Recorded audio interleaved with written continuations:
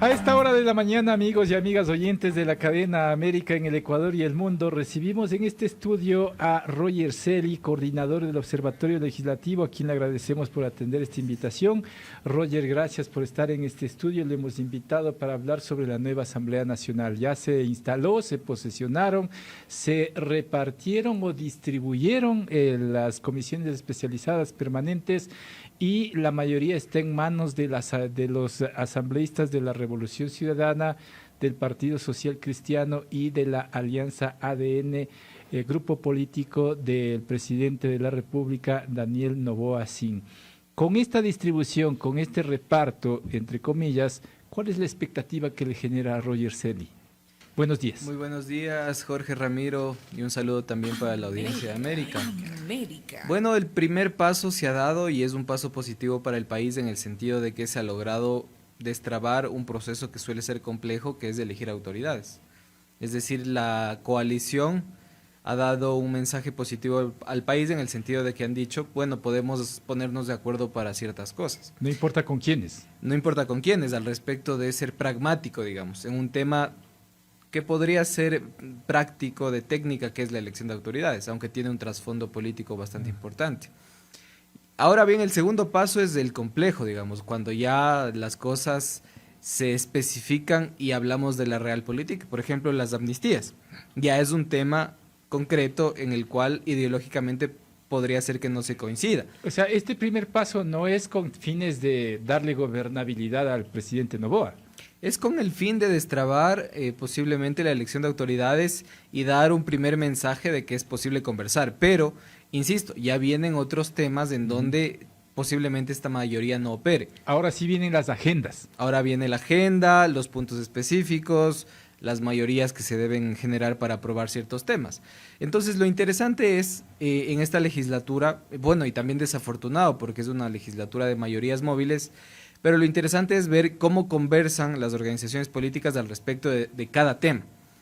Yo, de lo que he visto en los últimos periodos legislativos, estas mayorías, estas alianzas, no operan siempre. No es que vamos a tener una mayoría de más de 120 votos para todos los temas. Y por el año y medio. Y por el año y medio. Entonces, ¿cuál es la agenda? En primer lugar, la agenda legislativa.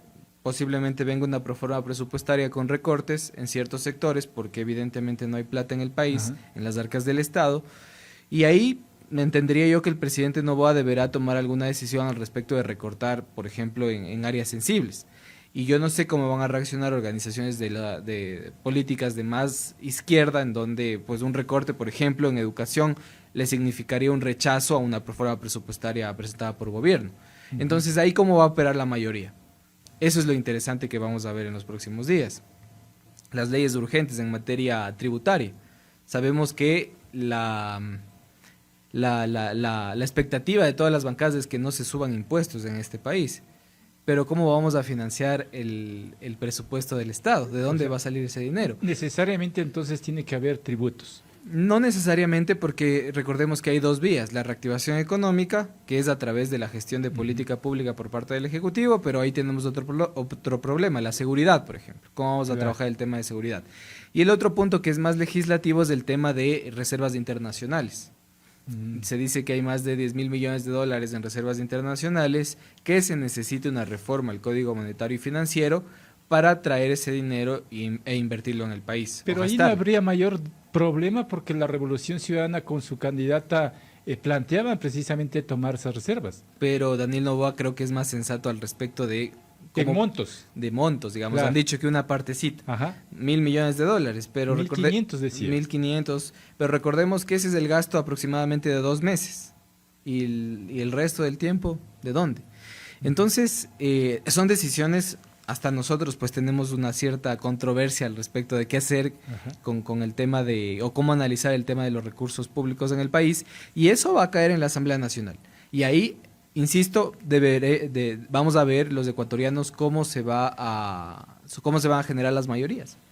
Se ha visto con buenos ojos de Roger el hecho de que en una forma bastante pacífica, ordenada, se dieron estas primeras reuniones, ¿no? Pero ya también viene la pregunta, ¿y hasta cuándo va a durar? Porque, por ejemplo, el Partido Social Cristiano ayer se pronunciaba que no apoyaría la amnistía a Ricardo Patiño, que anuncia el correísmo. Es decir, estamos en una luna de miel, pero de esas cortísimas. Yo creo que va a ser una relación de altos y bajos en la legislatura. No creo que esta alianza se rompa en el caso de que se presente una polarización al respecto de las amnistías, sino que se va a ir transformando, mutando. Recordemos que hay legisladores independientes, que hay organizaciones políticas afines ideológicamente a Daniel Noboa, pero que no son ideológicamente afines a la Revolución Ciudadana, como Construye, por ejemplo. Yo no veo a Construye votando a favor de una amnistía a Ricardo Patiño, por ejemplo. El Partido Social Cristiano ya ha expresado que no va a apoyar. Hay que ver qué va a decir ADN al respecto de esta posibilidad. Recordemos que ya no son 14 legisladores, sino ellos son más de 20. Entonces ya tienen un peso significativo en una decisión. Y la Revolución Ciudadana, digamos, tiene un panorama complejo al respecto de este tema, porque no se necesitan solo 70 votos, sino 92 para pasar una amnistía, es decir, mayoría calificada. Y si es que se va el Partido Social Cristiano, si se va Construye en contra de esa decisión, quedaría en el medio ¿quién? ADN. Y esa posición política de ADN, si es a favor de la Revolución Ciudadana, yo no sé cómo lo tomará el Partido Social Cristiano. Quizá ahí vamos a ver los primeros quiebres. Pero insisto, la Asamblea Nacional es un parlamento y la clave es parlamentar, hablar. Y ahí deberán buscar cuál es el punto medio para seguir pasando los temas y que no ocurra, por ejemplo, lo que pasó con Guadalupe Llori, que no tenía gobernabilidad. Roger, pero al final termina decidiendo el pleno de la Asamblea y te pregunto, ¿qué entonces peso y valor tiene que las presidencias de distintas comisiones consideradas claves estén en manos del correísmo? Estas comisiones sí son importantes, pero las reformas a la Ley Orgánica de la Función Legislativa les quitaron cierta potestad de archivo. En última instancia, por ejemplo, en juicios políticos, quien decide y toma la última palabra es el Pleno de la Asamblea Nacional. Esta potestad de las comisiones de trabar las causas en comisiones para que no lo pueda conocer la mayoría en el Pleno ya no es posible. Entonces, estas comisiones lo que tienen como responsabilidad es fundamentar, sustanciar, es decir, dar argumentos técnicos, jurídicos y políticos para que el Pleno de la Asamblea tome una decisión apegada a eso. Entonces, en este caso, la Comisión de Garantías deberá tener una tarea importante al respecto de justificar por qué se debe dar una amnistía a Ricardo Patiño, por ejemplo. Si es que, como manda la ley, esto ayuda de alguna manera a pacificar la sociedad, a dar paz democrática, porque ese es el objetivo de una amnistía política. Ese es uno de los instrumentos y requerimientos que se maneja a nivel constitucional. Y yo pienso y analizo previamente y digo, pues quizá no podría ser pertinente para otras organizaciones políticas, pero sí para la Revolución Ciudadana. Entonces, pero las amnistías solamente se otorgan cuando son delitos políticos. Y en el caso de Patiño entiendo que... es un delito común. Claro, por Y claro, instigación, si no estoy equivocado. Exactamente, por instigación, recordemos la vez que en un discurso eufórico expresó que debemos salir a las calles y demás. Entonces, sí, tiene que ver con delitos políticos. Ahí, insisto, la comisión deberá justificar por qué, porque es la vía que han optado para otorgarle este beneficio político y jurídico a Ricardo Patiño. Pero finalmente, esto recae en un tema político y son los votos en la Asamblea Nacional. Las organizaciones políticas con toda legitimidad podrán guardar sus votos para no apoyar este tipo de causas. Ahora, esta comisión de fiscalización que va a estar bajo el ojo de la ciudadanía y anuncia que de los juicios que están planteados ya no están los asambleístas que eran los ponentes, ¿no? ¿Cuál va a ser la salida en ese caso? Porque ya existe inclusive hay un vacío jurídico al parecer. Sí, y no solo en tema de juicios políticos, hay un oscurantismo jurídico a nivel general en la Asamblea Nacional al respecto de qué hacer después de una disolución, porque eso nunca estuvo reglado específicamente. Solo existe la figura, se disuelve la asamblea, pero luego no sabemos qué paso tomar. En legislación no sabemos si los plazos se suspenden, si los trámites se han archivado o si deben continuar. Hay vetos pendientes que debía resolver la Asamblea Nacional y recordemos que tenía 30 días y no sabemos si es que eso ya pasó el plazo o no pasó. Entonces, lo que pasa en la Comisión de Fiscalización y Control Político y que ya se ha hecho cuando fue Fernando Villavicencio presidente de esta comisión es consultar. ¿A quién? Al Procurador General del Estado, quien tiene por mandato constitucional la responsabilidad de absolver consultas de este nivel.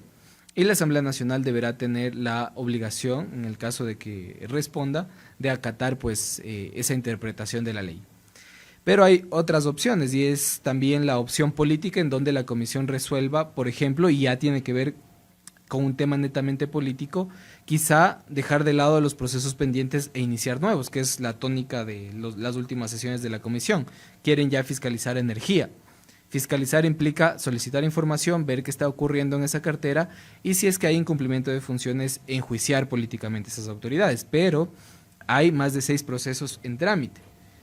Está el proceso en contra de la Judicatura, en contra del CNE, en contra del Ministerio de Inclusión Económica y Social, Transporte, entre otros. Y la ley es clara y te dice que debes tramitar los juicios políticos en el orden de llegada. Ingreso. Claro, es más o menos como se suele decir, primer llegado, primer servido. Y ese criterio legal deberán atenderlos los legisladores.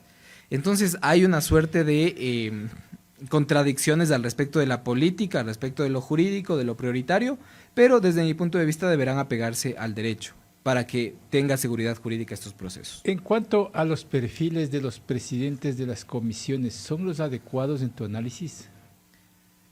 Bueno, se ha dicho ya que algunos perfiles no son adecuados. Una diseñadora de modas, por ejemplo, preside una de las comisiones más importantes en materia económica. Y en ese sentido, lo que pasa es que nuestra Constitución es abierta en ese sentido, es democrática y dice que cualquier persona puede postular a un cargo de elección popular, es decir, un bachiller podría postular y bien podría presidir una comisión de justicia, por ejemplo, sin ser abogado, siendo Pero bachiller. más pasa por cuestiones políticas allí, ¿no? Claro, ahí la fórmula en la Asamblea Nacional es la siguiente, es político más técnico. Ahora, el punto aquí es quiénes van a ser los asesores de esas comisiones.